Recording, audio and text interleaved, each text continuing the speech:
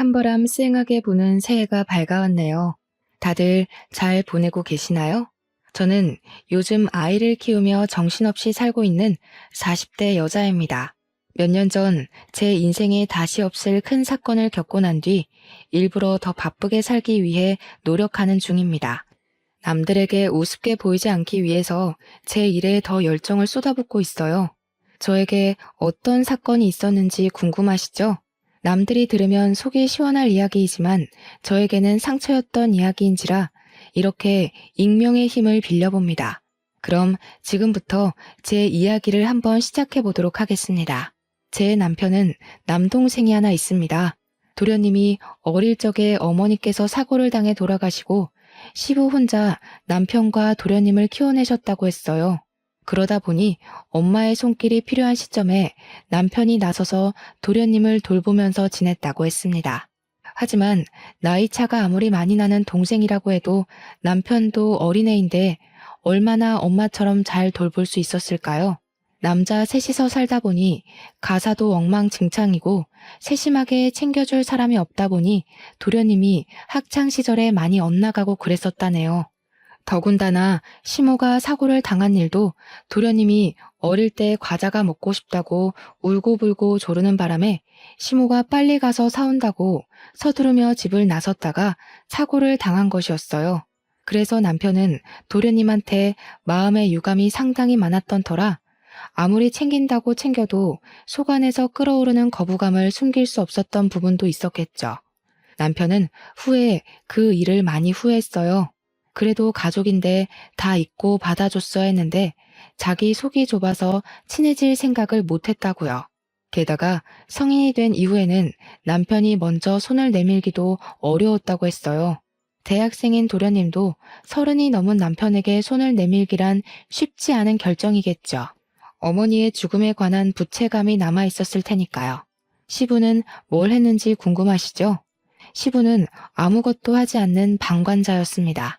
어쨌든 서로는 여기까지 하고 저와 남편의 나이가 32살이었을 때 결혼을 했어요. 그 당시에 도련님의 나이는 딱 21살이었습니다. 저희가 결혼식을 올리기 무섭게 시부가 무책임하게 도련님도 다 컸으니까 본인도 본인 하고 싶은 거 하면서 살고 싶다고 제주도에 작은 집을 구해 내려가셨어요. 자연을 즐기면서 낚시나 하면서 그렇게 노후를 보내고 싶다며 다 버리고 떠나신 거죠. 도련님이 아무리 21살이라고 해도 돈도 없이 어떻게 혼자 대학을 다니면서 살 수 있겠어요. 원래 시부와 남편 도련님이 살던 집을 시부가 내려간 뒤 신혼집으로 꾸미기로 결정이 되어 있었고 도련님도 저희와 함께 더부살이를 하게 되었습니다. 결혼 신혼부부와 함께 살게 된 도련님은 괜히 눈치가 보인 건지 뭔지 2학년을 모두 마친 뒤 군대에 가기로 결정해 놓고는 1학기가 끝나자마자 군대에 입대를 했어요. 저는 마음이 너무너무 불편했죠. 도련님이 눈치 보면서 살 입장은 아닌데 괜히 우리 부부 때문에 군대에 가기로 한 것 같아서요. 하지만 남편은 대면대면하게 굴고 신경 쓰지 않았어요. 고래 싸움에 새우등 터진다는 말처럼 괜히 저만 가운데에서 눈칫밥을 먹으면서 살았죠. 근데 군대에 간 도련님이 또 짠하고 마음 아픈 거예요. 형이라고 하나 있는 건 군대에 간 도련님 신경도 쓰지 않고 시부는 제주도에 있으니 면회 갈 생각도 전혀 없고요. 그게 하나둘 쌓이다 보니까 제가 더 이상은 못 참겠더라고요. 그래서 주말마다 면회를 다니기 시작했습니다. 저희 남편은 뭐하고 저 혼자 면회를 다니기 시작했는지도 궁금하시죠? 저희 남편 직업이 건물을 지을 때 꼭 필요한 건물 안전 기술사예요. 건물 짓는 동안 뭐 부자재를 나른다거나 시멘트를 바르는 직업은 아니지만 건물을 지을 때 필수적으로 이름이 올라가야 하는 직업이죠. 현장에서 하는 거 없이 도면 보고 관리 감독 살짝 해주고 커피 마시면서 유튜브나 보면서 오면 된다고 아주 편하다고 했는데 뭐 실상은 어떨지 잘 모르겠지만요. 근데 이게 기술사라는 직함이 붙다 보니 연봉은 또 어마어마하게 좋은 직업이에요. 물론 시험이 그만큼 어렵고 경력도 꽉꽉 채워야만 해서 시험을 보는 사람은 많아도 합격이 어렵기도 하고요. 아무튼 남편이 주말에도 가끔 불려나가 현장을 확인해야 하기 때문에 주말에 제가 혼자 있는 시간이 꽤 되었어요. 그때 결심을 한 거죠. 도련님 면회라도 가서 내가 이 집안에 녹아들어야겠다 하는 생각을요. 도련님 부대가 경기도 이천 쪽이라 집에서 멀지도 않았고 요즘은 버스 타면 한 번에 가는 동네기도 하니까 일석이조다 싶었어요. 처음에 남편한테 주말에 도련님 면회를 가겠다고 이야기하니 거길 왜 가냐는 식으로 물어보더라고요. 그냥 도련님이랑 친해지고 싶다고 당신이 영 벽을 세우는 느낌이라 도련님이 집에서 편히 못 쉬는 것 같다고 했죠. 남편은 저한테 괜한 짓이라고 했지만 제가 꾸준히 설득을 하면서 이야기를 하니까 본인이 동생을 잘못 챙긴 부분이 있긴 있다고 인정을 했어요. 그러면서 도련님이 마음을 열게 되면 자기도 다가가기 좋을 것 같다고 하더라고요. 속으로는 남편이 먼저 노력하는 게 도련님 입장에서도 더 편할 텐데 했지만 남편이 또 나이 차이가 많이 나는 동생한테는 꼰대 같은 모습을 보이는 터라 제가 두 형제의 돈독한 사이를 만들어주기 위한 발판이 되기로 자처했습니다. 제가 처음에 면회를 가니까 도련님이 무척이나 당황해하면서 어쩔 줄 몰라 했어요. 11살이나 차이 나는 형수님이 면회를 왔는데 무슨 이야기를 해야 할지 뭘 해야 할지 막막해 보이더라고요. 저도 면회라는 걸 너무 오랜만에 가봐서 먹을 걸 막 바리바리 싸들고 왔는데 요즘은 그 앞에서 다 사먹고 한다더라고요. 처음 두세 번까지는 도련님이 저를 보고 너무 막막해하는 게 느껴져서 내가 괜히 왔나 싶긴 했는데 칼을 들었으면 무라도 썰어야 하지 않겠습니까? 어떻게든 나를 편하게 바라볼 수 있게 만들어야겠다는 일념으로 계속해서 찾아가서 했던 말 또 하고 했던 말 또 하고 반복을 했죠. 군대 생활은 어때요? 괴롭히는 사람은 없어요? 밥은 잘 나와요? 그런 질문들 있잖아요. 근데 도련님도 되게 군 생활이 외로웠나 봐요. 제가 자주 찾아가고 은근 말동무가 되어주니까 슬슬 자기 이야기도 하나씩 하고 군대에서 있었던 재밌는 일, 억울한 일 다 털어놓기 시작했어요. 대여섯 번째쯤 만남에는 멀리서 환하게 웃으면서 형수님 하면서 달려오는데 그때 딱 가슴에 뭔가 느껴지는 게 있는 거예요. 도련님에게 진짜 가족이 될 수 있겠다. 그런 마음이요. 그전까지는 저를 불편해하는 마음이 컸다면 이제는 저의 면회를 기다려온 사람처럼 굴어주니까 저도 되게 뿌듯했어요. 나이 차이 11살이 무색하게 은근 대화도 잘 통하고 친해질 수 있는 이야기거리가 많더라고요. 특히 연애 상담이 세상에서 제일 재밌는 거 아시죠? 도련님의 그동안 연애사를 쭉 들으면서 얼마나 재미있었는지 몰라요. 연애하는 그 시간이 너무 짧게 느껴질 정도였어요. 처음에는 시간 언제 가나 계속 시계만 쳐다봤는데 나중에는 벌써 가야 돼? 할 정도로 시간이 순식간에 지났죠. 도련님도 군대라는 외딴 섬에서 지내면서 의지할 곳이 필요했었던 것 같아요. 남편도 시부도 도련님의 의지처가 되지 못하니까 제가 되어주겠다고 마음먹은 거고 도련님은 그걸 받아주었고요. 처음에는 휴가 나와서도 친구네 집에서 지내겠다고 인사만 하고 쓱 사라지곤 했는데 저랑 친해지고 나서부터는 달라졌어요.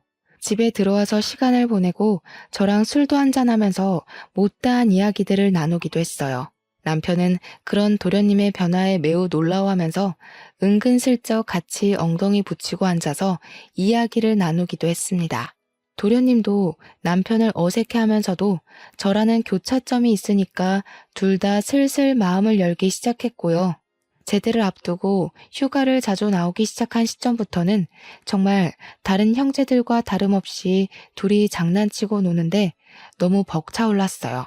결혼 처음 할 때 그 어색했던 공기가 무색할 만큼 웃음이 끊이질 않는 집안이 되었거든요. 하루는 도련님이 조금 과하게 술을 드시는 것 같더니 서로 울면서 지난 이야기를 하는데 제가 얼마나 짠했는지 몰라요. 속내를 다 털어놓고 나니 홀가분해 보이긴 했는데 그 이야기들은 절대 가볍지 않은 이야기였어요. 남편은 시모가 그렇게 허망하게 세상을 튼 것이 동생 탓이 아닌 걸 알고는 있었지만 원망했었다고 이야기를 했고요. 도련님도 꼭 자기 탓인 것만 같아서 매번 마음의 짐이었는데 형까지 자기를 대면대면하게 굴고 싫어하는 티를 내니 그게 너무 힘들었다고 했습니다. 서로 마음속 깊이 자리 잡은 앙금을 털어내는데 제가 다 눈물이 나더라고요. 남편과 도련님도 울면서 서로 이야기를 하는데 결국 다 같이 울면서 새로운 화합을 다지게 되었습니다. 물론 다음날 술이 깨고 어색한 공기가 잠시 흐르긴 했지만 남편이 먼저 도련님을 꽉 안아주면서 서로를 이해하고 존중하는 사이로 발전되게 되었어요. 물론 남편은 그 발판에 제가 있음을 인정하고 저한테 참 많이 고마워했습니다. 그렇게 도련님이 군대에서 만기 전역을 했고 복학까지 하게 되었습니다. 알고 보니 우리 도련님이 학창 시절에 노는 친구들이랑 어울린 것 치고는 공부를 꽤 잘했더라고요. 학업에 집중해야 할 시기에 아르바이트를 하면서 시간을 헛되게 쓰는 건 아닌 것 같다는 저의 말에 남편도 며칠을 고민하다가 도련님을 불렀어요.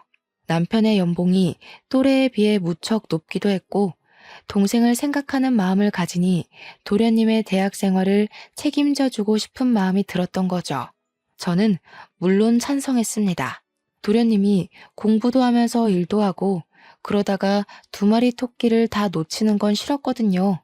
도련님은 남편의 그런 마음에 고마워하면서도 은근히 본인이 나중에 취직하면 다 갚아내기를 원했어요. 하지만 남편은 딱 잘라서 동생을 위해 이 정도 돈은 쓸 수 있다며 걱정하지 말고 학업에 집중하라고 이야기를 했습니다. 저도 웹디자이너로 일을 하고 있었기에 상대적으로 여유가 있었어요. 물론 어느 회사에 취직해서 고정적인 월급을 받으며 일하는 게 아니라 프리랜서로 일하면서 건당 얼마씩 가격을 책정받아 재택근무를 하는 처지라 매달 고정적인 수입이 있다기보단 들쑥날쑥한 처지긴 했어도 그래도 중소기업에 다니는 웹 디자이너들 가까이 돈을 벌었거든요. 집에서 도련님을 챙기면서 금전적으로 도움도 줄 수 있으니 가족들 사이는 점점 끈끈해졌죠. 그러다가 제가 드디어 임신을 하게 되었습니다. 제 임신 소식을 남편이 제일 먼저 알긴 했지만 남편보다 도련님이 훨씬 더 좋아하셨던 것 같아요. 눈물을 글썽거리면서 드디어 조카가 생긴다고 조카를 위해서 뭐든 다 해줄 수 있다며 저를 얼싸안고 기뻐했죠. 그 모습을 보던 남편이 누가 남편인지 헷갈린다며 헛웃음을 칠 정도였습니다. 저는 남편과 도련님의 극진한 대접을 받으면서 임신 기간을 보낼 수 있었습니다. 제가 남편이 살던 집에서 신혼집을 꾸미게 되면서 딱 한 가지 그동안 마음에 걸렸던 게 있었어요. 그게 바로 방의 크기였습니다. 시부가 쓰던 안방을 리모델링하면서 저희 부부가 쓰게 되었고 두 번째로 큰 방이 남편 방이었는데 그걸 남편이 서재로 이용하고 있었거든요. 도련님은 제일 작은 방을 사용하고 있었는데 그 방 크기가 좀 창고처럼 작은 크기였었어요.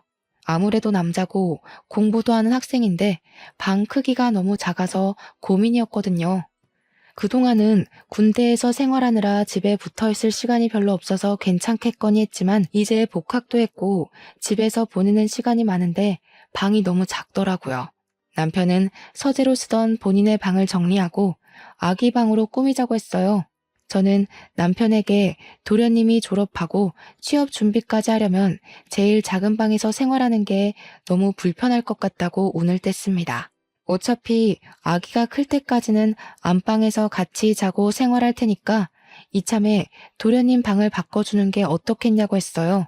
남편도 그 생각은 차마 못했었다며 저에게 바꿔주는 게 좋을 것 같다고 했고 허락이 떨어지자마자 도련님에게 방을 바꾸자고 했습니다. 그동안 티를 안 냈던 건지 큰 방으로 옮겨준다고 하니까 엄청 좋아하더라고요.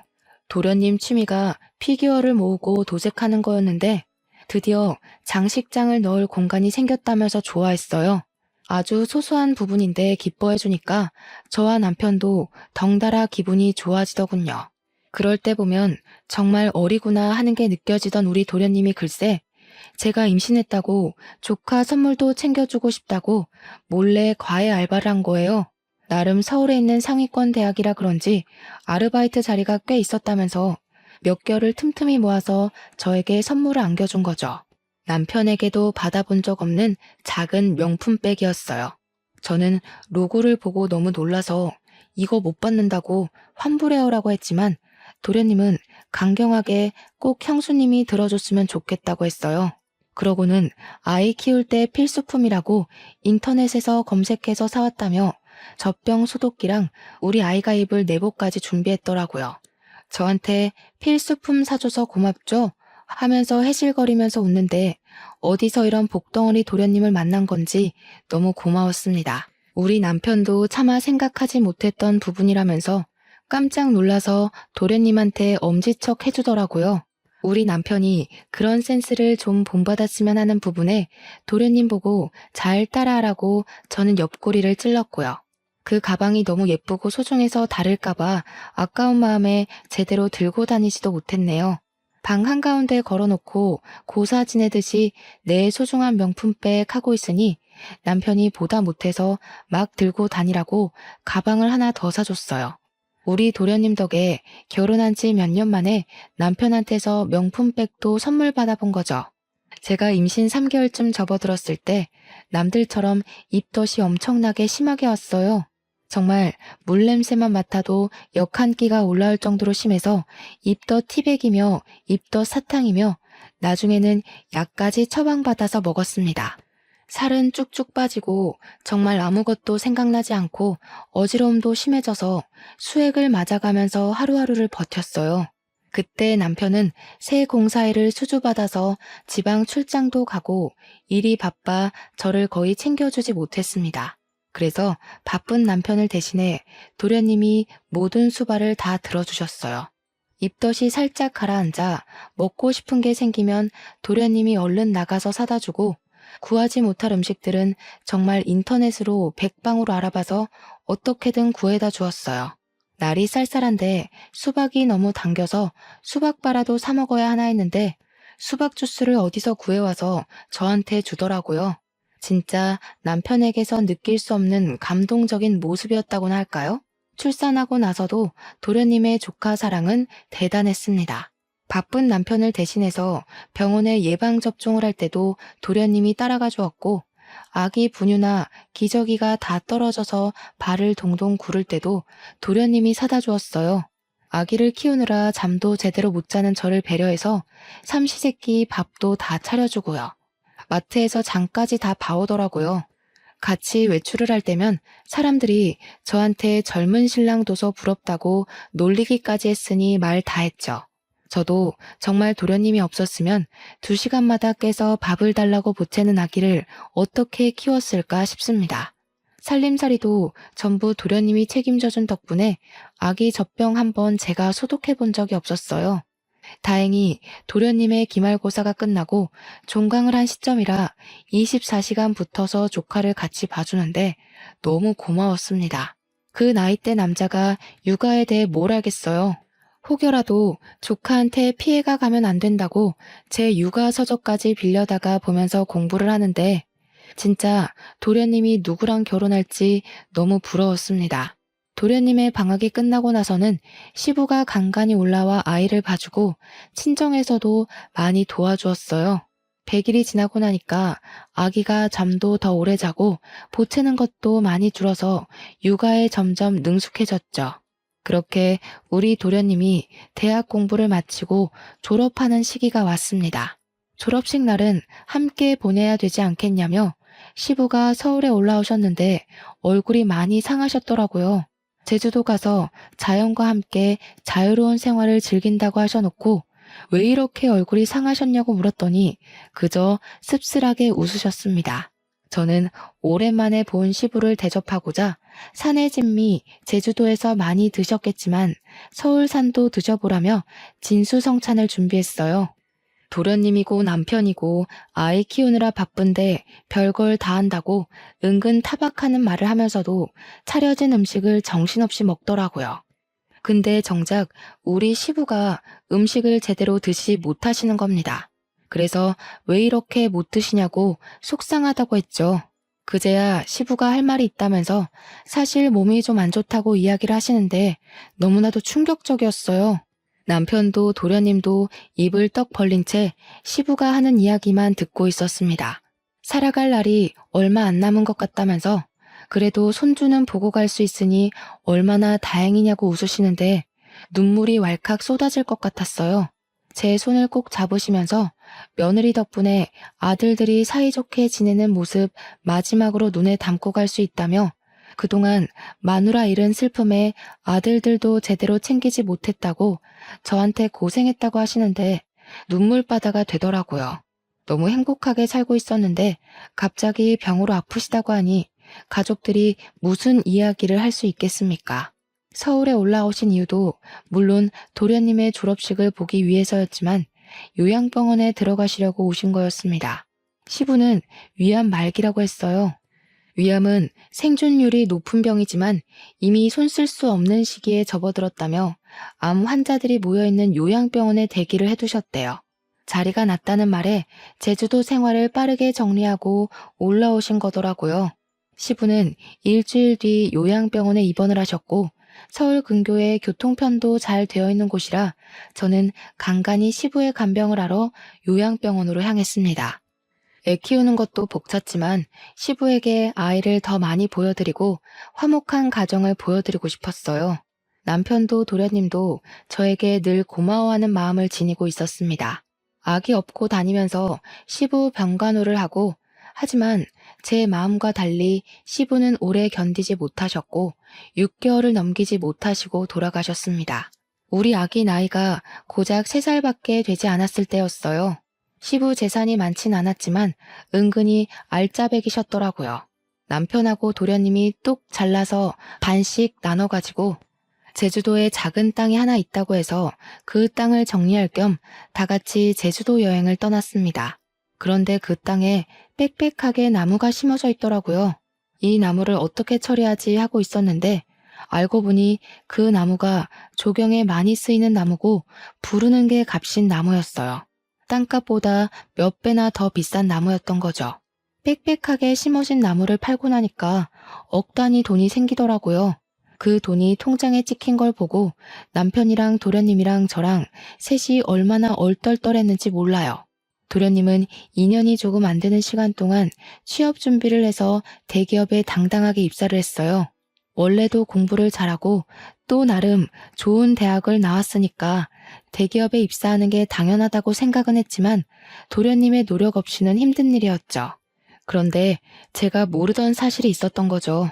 도련님이 직장 내에서 나름 인기도 좋고 서글서글하니 굳은 일도 잘하는 타입이었는데 그걸 시기 질투하던 무리가 있었던 겁니다. 하필 그 무리가 프로젝트에서 좋은 성과를 따냈고 도련님을 슬슬 무시하기 시작하면서 직장 내 괴롭힘이 시작된 거예요. 도련님이 어느 날부터 살도 너무 빠지고 원형 탈모가 생길 정도로 괴로워하더라고요. 남편은 그런 도련님에게 어딜 가든 너를 좋아하는 사람만 존재할 수 없다고 버텨내라고 했지만 저는 그런 도련님을 차마 지켜만 보기 너무 힘들었어요. 도련님에게 버티는 게 능사는 아니다. 버티면서까지 대기업이 꼭 좋은 모습만 있는 건 아니지 않냐고 은근슬쩍 자격증 이야기를 꺼냈습니다. 남편처럼 기사 자격증을 따서 일을 하다가 기술사 자격증까지 노려보는 건 어떻겠냐고요.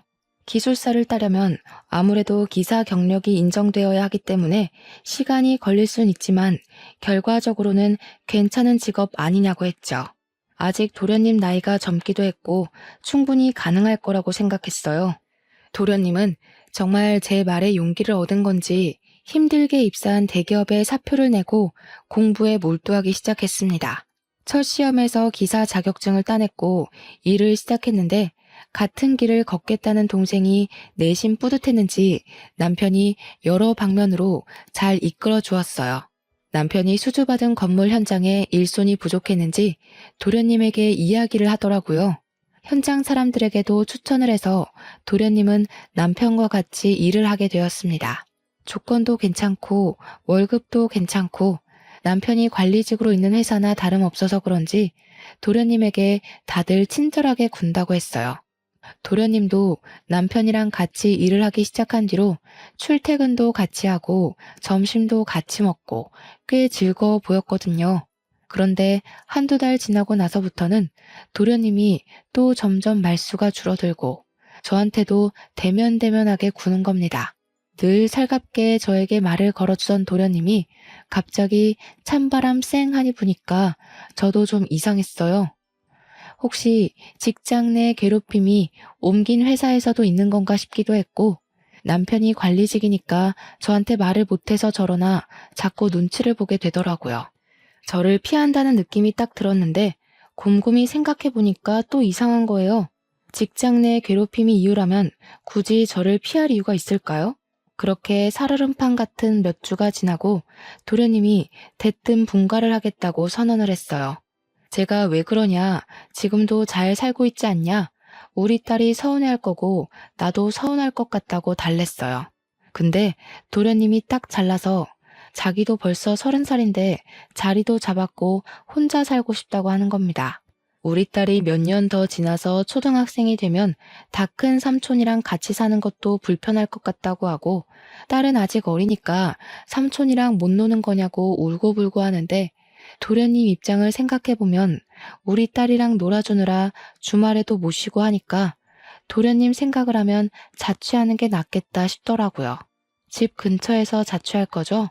하고 물어보니까 이번에 대구에 있는 회사에 좋은 조건으로 취직을 하게 되었다면서 대구로 간다는 겁니다. 거기 가면 아는 사람도 없고 기술사 공부나 차근차근 해서 시험 준비도 하고 싶다고. 대구가 너무 멀다 싶었지만 KTX 타면 또 2시간 거리니까 알겠다고 할 수밖에 없었어요. 도련님은 서둘러서 자취 준비를 했고 저는 은근히 미심쩍었지만 보내줘야 했죠. 제가 엄마도 아니니까요. 그런데 도련님이 자취를 시작한 이후 저랑 연락이 잘 안 닿더라고요. 맨날 잤어요. 바빴어요. 공부했어요. 이러는데 막말로 제가 뭐라고 도련님한테 닥달을 할 수 있겠습니까? 그렇게 또 어영부영 몇 년이 흘렀습니다. 남편은 여전히 일이 바빠 시간 내기가 어렵고 도련님의 연락은 정말 가뭄에 콩나듯 생존 신고만 하는 정도로 왔어요. 어느 날 갑자기 남편이 대구에 출장을 가게 되었다면서 가는 김에 도련님 보고 주말에 올라오겠다고 하더군요. 그래서 저도 주말에 같이 대구에 갈까? 하니까 일 때문에 가는 거라고 딱 잘라서 오지 말라고 했어요. 서운했지만 나중에 따로 가겠다고 했죠. 주말이 되어서 오랜만에 도련님한테 전화를 했어요. 도련님이 반갑게 받아주길래 형 잘 만났어요? 맛있는 거 먹었어요? 하니까 네? 하고 대답을 하는데 느낌이 딱 쎄한 거예요.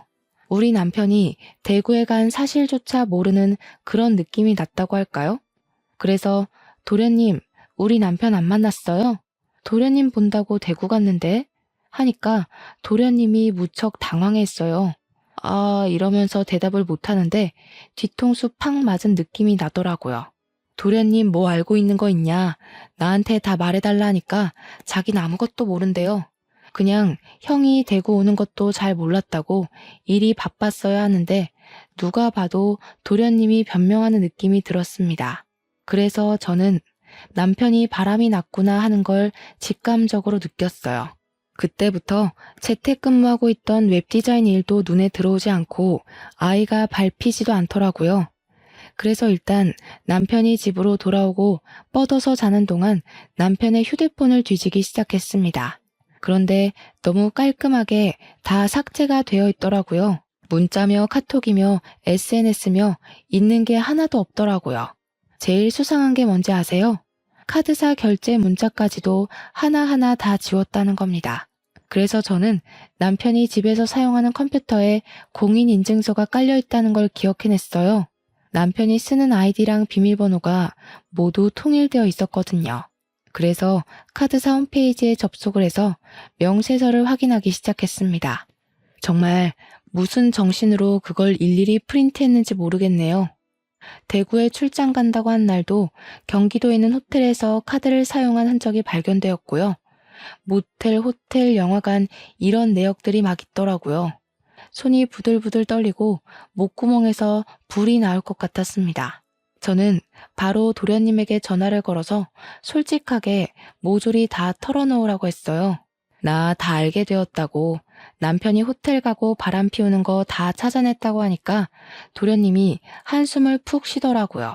그제야 모든 걸 다 털어놓는데 남편이 정말 개자식이었습니다. 도련님이 남편이 소개해준 업체에서 일할 때 거기에 있던 경리랑 이상한 낌새가 있다는 걸 눈치를 챘대요. 혹시나 하고 남편을 떠보니까 둘이 바람난 게 맞았고 화도 내고 싸우기도 했다고 했습니다. 그랬더니 남편이 정리할 거라고 했다며 대신 자기가 동생에게 바람 피운 걸 들킨 게 수치스럽다고 집에서 나가라고 했답니다. 얼굴 볼 때마다 그 경리가 생각날 것 같다고. 그러면 형수한테도 죄짓는 기분 아니겠냐? 가정에 충실할 수 있게 나가 살아달라고 했대요. 저한테 말은 못하고 티도 못 내고 전전긍긍하다가 결국 저를 피하게 됐고 집도 나가 살게 되었다고 했습니다. 아직 정리 못한 것 같다고 혹시 그 격리 사진 있냐고 하니 도련님이 이직할 때 쫑파티하면서 찍은 사진이 있다고 보내줬어요. 아주 어린 여자더라고요. 참나. 그러면서 도련님이 형이랑 이혼하실 거예요? 하고 물어보는데 바람났는데 어떻게 같이 살 수 있겠냐고 했어요. 그러니 차라리 잘 됐대요. 이혼하겠다고 형수가 마음먹었으니 자기도 마음 한결 가벼워졌다면서 바람 잡으러 같이 가자고 하더라고요. 그래서 저는 그때부터 작전을 짰어요. 은근슬쩍 남편한테 주말에 또 출장 가? 하면서 이번 주에는 내가 도련님한테 다녀올까 해 하고 집을 비울 거라고 언지를 줬죠. 그러니 남편이 신나서 저한테 대구 구경도 하고 포항도 가까우니까 바다 구경도 하고 오라고 이야기를 하더군요. 아기도 데려가서 오랜만에 삼촌이랑 만나게 해주라고 막 등 떠밀길래 알겠다고 했어요. 저한테 며칠 다녀올래? 하는데 너무 속 보이잖아요. 그냥 알겠다고만 하고 주말이 다가와 배웅하는 남편에게 웃어주고는 친정에 애를 맡겼습니다. 서울역으로 가서 도련님을 만났는데 도련님이 차를 렌트해 왔더라고요. 집 앞에 잘 안 보이게 주차를 해두고 그 여자가 들어가나 남편이 나오나 눈에 불을 켜고 보고 있는데 남편이 아주 번쩍번쩍하게 차려입고 머리에 무스까지 바르고는 나오더라고요. 남편의 차를 뒤쫓아가면서 틈틈이 사진도 찍고 동영상도 찍어서 증거를 남겨주었습니다. 도착한 곳은 영화관이었고 여자를 만나더라고요. 사진 속 그 경리가 맞았습니다. 도련님도 맞는다고 했고요. 영화관에서 나와 호텔에 가는 것만 제대로 동영상을 찍으면 되겠다 싶었는데 이 미친 것들이 우리 집으로 들어가지 뭡니까? 그런데 우리 집이 아파트가 아니라 옛날식 주택이라서 세탁실로 향하는 외부 계단이 따로 존재했어요. 혹시 몰라 열쇠를 늘 들고 다녔는데 그날 때마침 쓸 날이 온 거죠. 그쪽 가서 문을 살짝 열고 주방 쪽이랑 연결된 세탁실이라 몸을 숨기고 거실 소리를 듣고 있었습니다. 남편이랑 상간녀가 신나서 떠들고 있더라고요. 우리 진짜 호텔 안 가도 돼? 집에 있어도 돼? 나 너무 불안한데. 너 우리 집 와보고 싶어 했잖아. 마누라 대구 가서 오늘 안 들어올 거니까 너무 걱정하지 마라. 와이프 그 도련님이랑 바람난 거 아니야? 차라리 그랬으면 좋겠다. 이 집에 내가 들어와 살면 딱인데. 자기랑 나랑 너무 늦게 만났어. 제가 진짜 말도 안 되는 소리에 몸을 부들부들 떨면서 화를 참고 있는데 도련님이 완전 프로처럼 그 모든 걸 다 동영상으로 녹화를 하고 있더라고요. 든든한 마음에 저도 더 참아서 결정적인 증거를 잡아야겠다고 생각했습니다. 근데 자기 동생이 우리 불륜인 거 눈치챘다고 안 했어? 오늘 가서 말하면 어떡해? 그럴 일 없어. 걔 대구 간 게 우리 불륜 알게 돼서였잖아. 내가 너네 형수 가슴 아프게 하고 싶지 않으면 입 다물어라 그랬거든. 너랑 정리할 거니까 시간도 좀 줘라. 대구 가서 살아라 하니까 군소리 없이 가더라. 병신. 근데 왜 그렇게 자기 말을 잘 듣는 거야? 뭐 죄진 거 있어? 내 동생이 우리 엄마 잡아먹었거든. 엄마 죽고 그 부채감이 남아있겠지 뭐. 이미 예전 일이라 신경도 안 쓰는데 혼자 눈치 보는 게 좀 편하게 이용해 먹기 쉬워서 내버려 뒀지. 거기다가 지 형수한테는 또 끔찍하게 잘해요. 그 말에 도련님 얼굴이 시퍼렇게 질리면서 정말 부들부들 하는데 바람난 남편은 제 남편인데 상처는 도련님이 다 받는 느낌이었습니다. 우리 도련님 불쌍해서 눈물 날 것 같고 제가 결국엔 못 참고 뛰쳐나갔습니다. 야, 이 망할 것들아. 제가 소리를 지르면서 달려가자 남편이랑 상간녀랑 둘 다 으악하면서 귀신 본 것처럼 놀래는데 도련님이 뒤따라 나오면서 동영상을 계속 찍고 있었어요. 남편은 놀래서 이게 다 무슨 짓이냐고 오히려 소리를 치는데 제가 콧방귀를 끼면서 말했죠. 무슨 짓은 너네들이 하고 있는 거 아니니? 이 후레자식이야. 어디 이딴 추잡한 짓은 다 하면서 애먼 사람 마음을 들먹여서 협박을 해. 그러면서 제가 다 쳐죽일 년놈들이라고 소리를 지르며 잡히는 대로 물건을 막 집어던지기 시작했습니다. 남편은 그 와중에 저한테 진정하라는 둥 말도 안 되는 소리를 짓거리고 있고 상간녀는 슬금슬금 눈치 보면서 현관문 쪽으로 가더군요. 시부가 남겨준 집에서 가족 사진이 저기 떡하니 걸려있는데도 바람이 피고 싶은 건지 아니면 바람을 피우고 있기 때문에 눈에 보이는 게 없는 건지 정말 저는 남편에게 이 집에서 전현이랑 뭘 하려고 했냐고 막 추궁했어요. 남편이랑 상간녀 둘 다 아무 말도 못하고 뻘뻘 땀만 흘리고 있더라고요. 정신 나간 것들. 다 죽어서 지옥에나 떨어지라고 저주를 막 퍼붓고 실성한 사람처럼 고래고래 소리를 질러댔죠. 그러니 도련님이 저를 딱 붙잡더라고요.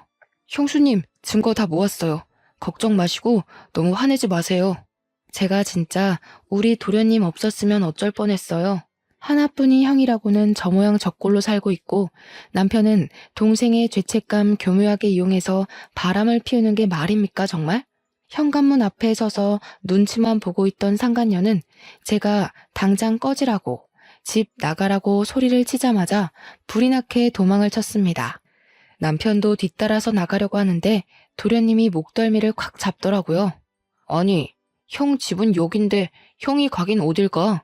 그러자 남편이 막 제 눈치를 보고 도련님 눈치를 보고 아무 말도 못하고 하는데 도련님이 카메라를 남편에게 쓱 들이밀었어요.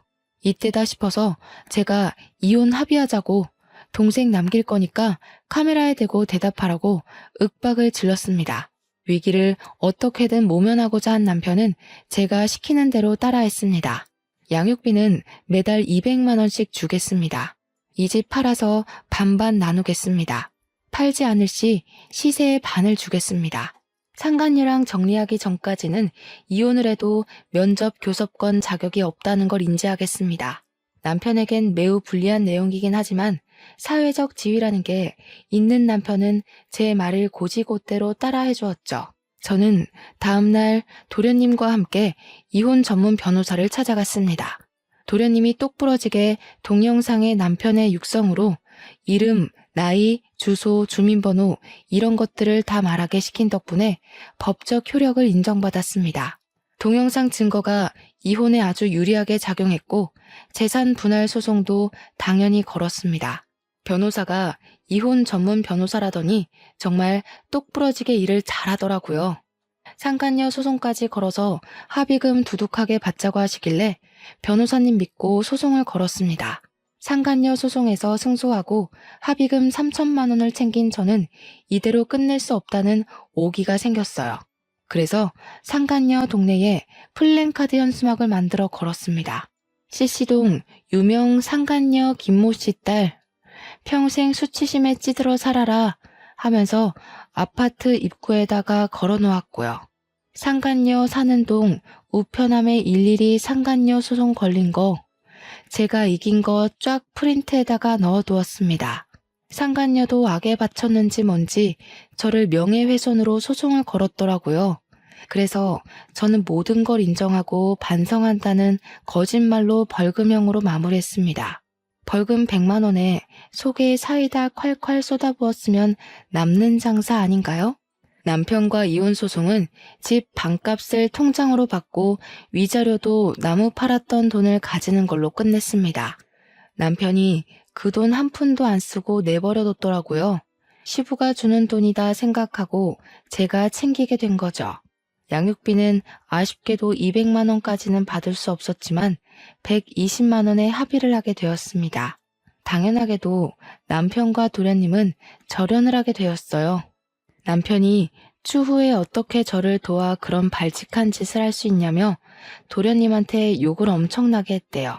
찾아와서 때리는 신용도 하고 눈에 띄면 뭐 발목을 분질러 버리겠다는 둥 저열한 협박은 다 했더라고요. 물론 도련님은 그 모든 통화 녹음본을 들고 경찰을 찾아가 접근 금지 신청도 냈고요. 결국 대구 생활도 청산하고 우리 친정집 근처로 이사를 오게 되었습니다. 저와 남편과 살던 집에서 모든 짐을 정리하고 친정에 들어와 살게 되었거든요. 이혼하고 돌아간 게 너무나도 면목 없고 죄송스럽지만 육아를 도와줄 수 있는 손길이 필요하긴 해서 어쩔 수 없이 결정했습니다. 도련님은 친정 근처에 자리를 잡은 뒤 저에게 꾸준히 요청을 했어요. 저희 딸 공부하는 거 도련님이 지원해주고 싶다고 말이죠. 받은 유산도 있고 하니 살림살이 넉넉하다고 하는 겁니다. 본인 대학 등록금부터 취업 활동할 때까지 용돈도 주고 일일이 챙겨준 게 다 형수가 한 거 아니냐면서 은혜 갚고 싶다고 말하길래 그러지 말고 앞으로는 비밀 없이 힘든 거 있으면 다 말해달라고 했어요. 가끔 조카 용돈도 주고 저 맛있는 것도 사주고 그래주면 고맙겠다고. 애 양육은 제가 해야 하는 게 맞고 전 남편이 해야 하는 거라고 이야기했죠. 전 남편과 절연까지 한 마당에 의지할 곳은 저뿐이라며 앞으로도 잘 지내자고 너스레를 떨었습니다. 정말 가족처럼 아직까지도 잘 지내고 있는 중이고요. 전 남편은 결국 상간녀 소송 걸려서 집안 망신 시킨 거부터 시작해서 돈 물어주고 양육비 매달 줘야 하는 거 등등 상간녀랑 피 터지게 싸우고 헤어졌다고 하더라고요. 세기의 사랑인 척하더니 얼마 못 가 파국을 맞았다는 소식에 얼마나 고소했는지 모릅니다. 우리 친정에서도 도련님을 아들처럼 생각해 주시기로 했어요. 이제는 누나 동생 하는 사이로 지내며 지난주에도 집에서 밥 먹고 갔네요. 좋은 여자 만나서 장가갈 때까지 제가 옆에서 가족처럼 의지처가 되어주려고 합니다. 도련님 덕분에 저도 앞뒤가 다른 인간이랑 이혼하고 새 출발할 수 있게 되어 너무나도 기쁩니다. 앞으로도 의좋은 사이로 잘 지내보겠습니다. 사연 들어주신 여러분 감사합니다.